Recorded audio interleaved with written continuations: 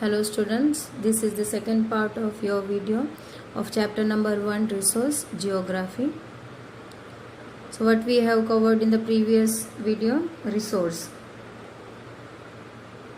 About resource we have learned what are the resources, what is its utility, what is its value, both economical and non-economical value they are having. What do you mean by patent? Time and technology are the two important factors that change substance into the resources, and again it is related to the people's need. So peoples are also considered as the most important resources. So their idea, knowledge, invention and discoveries leads to the creation of more resources.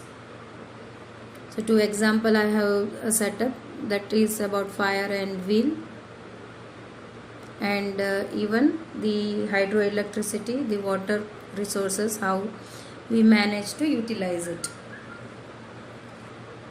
So this is the next topic what we are going to cover, that is types of resource.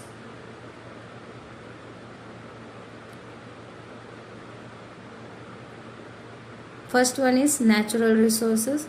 Resources that are drawn from nature directly and used without much modification are called natural resources. Example, water we drink, air we breathe. These are the example of natural resources. It is gift from the nature and can be used directly. We don't have to modify it.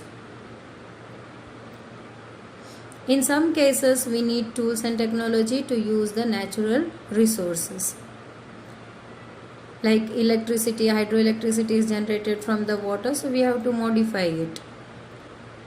So there we need a help of tools and technology.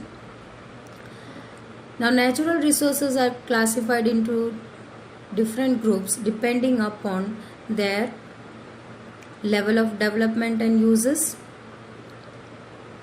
Next is origin, next is stock and distribution. So on this category, the classification of natural resources are divided. So first we will learn on the basis of level of development and as well as its use. So it is classified into two groups further. First is actual resources and next is potential resources. So what is actual resources? Actual resources means whose quantity is known and are used in present, which we are knowing the quantity of that resources we are knowing and are used in present. Example, rich deposit of coal in Ruhr regions in Germany, petroleum in West Asia, dark soil of Deccan Plateau in Maharashtra. So their quantity is also known and as well as it is being used in present also. Now what are the potential resources?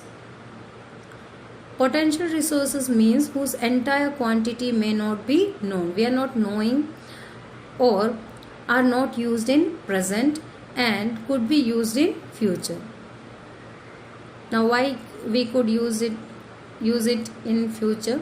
The technology at present may not be advanced enough to easily utilize these resources. Example, here is the uranium found in Ladakh is considered as potential resources which could be used in future with the inventions or discoveries of new technologies. This resource can be used. Now high speed winds were a potential resources 2000 years ago. We were not knowing about to use these wind sources. Today they are actual resources. Now how they are actual resources? Wind farms are generated energy using windmills like in Netherlands, Nagarcoil in Tamil Nadu and on the Gujarat coast. So 200 years ago it was considered as potential resources, but later on we started using the wind energy. So it become an actual resource. So in future the uranium also can become actual resources. Now on the basis of origin, it is further divided into two categories, that is biotic and abiotic. Now what is biotic resources? Biotic resources which are living organism.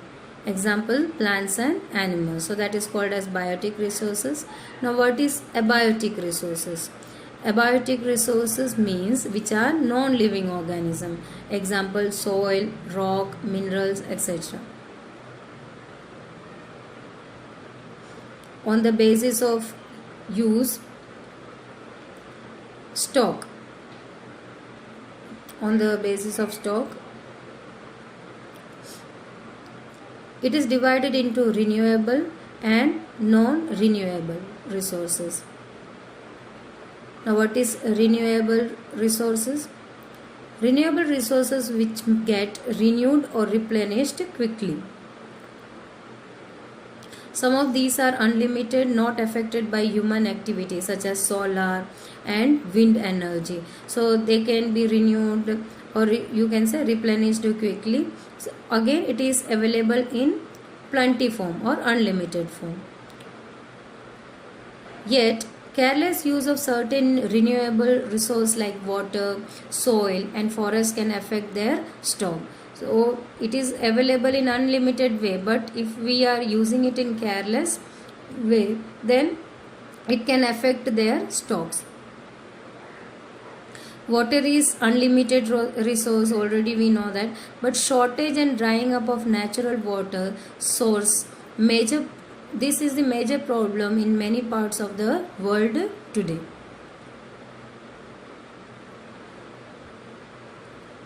What are non-renewable resources?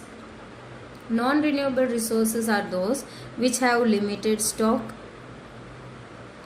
Once it is exhausted, it may take thousands of years to be renewed and as well as replenished. This period is much more than human lifespan, because human beings are not going to live for thousands of years, so they cannot wait to get that resources renewed or replenished. So we have to use it very carefully, so it should not be exhausted. So such resources are considered as renewable resources. Example, coal, petroleum and natural gases, and that are very much important in our life. On the basis of distribution, it is further divided into two categories, that is ubiquitous and localized resource. Now what are ubiquitous resource? Resource that are found everywhere, like air we breathe, so that can be considered as ubiquitous resource. What are localized resource? Resources that are found only in certain places, so that are called as localized resource. Example here are copper and iron ore, that are not found everywhere. Now the distribution of natural resources depends upon the number of physical factors like terrain, the upper part of the landforms, climate and as well as altitude where it is located. So these resources depend on these three factors. This distribution of resource is unequal because these factors differ so much over the earth. The landforms are different and their physical and chemical properties are also different. So on the earth it is very much different. The distribution is unequal.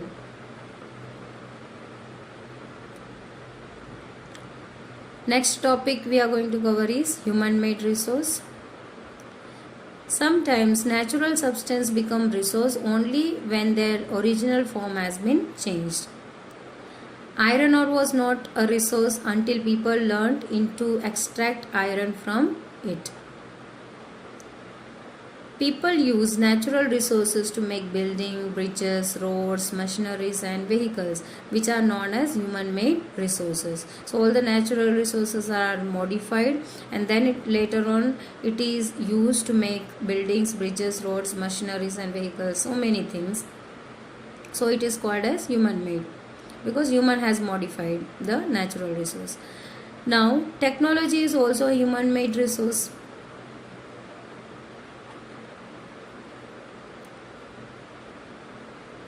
Next topic is human resources.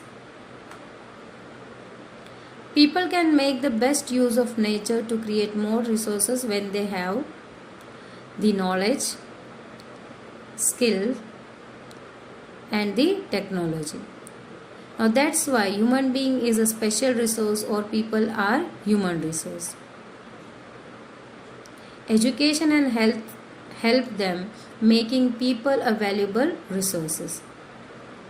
Improving the qualities of people's skill so that they are able to create more resources is known as human resources development.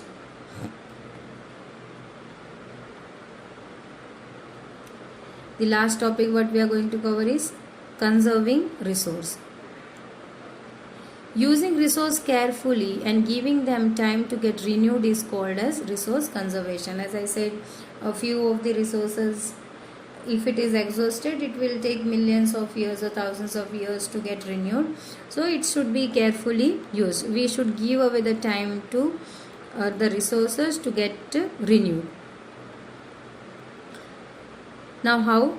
Balancing the use of resources and also conserve them for future is called as sustainable development. We should balance the use. Unnecessary use we have to avoid. So there are many ways to conserve the resources. Each person can contribute by reducing consumption, recycling and reusing the things. The R3 formula. So whatever you are using, whatever resources you are using, you should reduce. You don't have to use in excessive way. Like paper can be used in limited way. Electricity where it is very much necessary. Stop switching on in all the room the fans and lights. Where you are sitting or where it is being necessary, only switch on the electricity equipments. So consumption can be less. Water usage of water, unnecessarily washing the houses, cars. You can use mops to clean your house or clean your car. So limited using or reducing the use of resources or consumptions can conserve the resources. Now recycling, the cloth washed water can be used for washing of utensils, so it could be recycled. Like the old clothes can be made as the bag to purchase anything instead of using the plastic bags. So there is number of ways recycling. The bottle what you have brought for soft drink, as you get as soft drink, so that can be used for refilling water for the refrigerator. You don't have to buy again the plastic bottles especially for the refrigerator.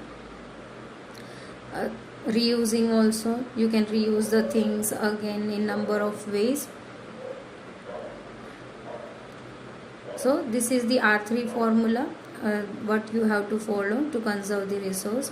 Ultimately it makes a differences because all our life are linked. So our life are connected with the natural resources, so we should also take care of them. If we have to take care of ourselves, if we want these resources which should be available in present also and for our future generation also, then it should be carefully used.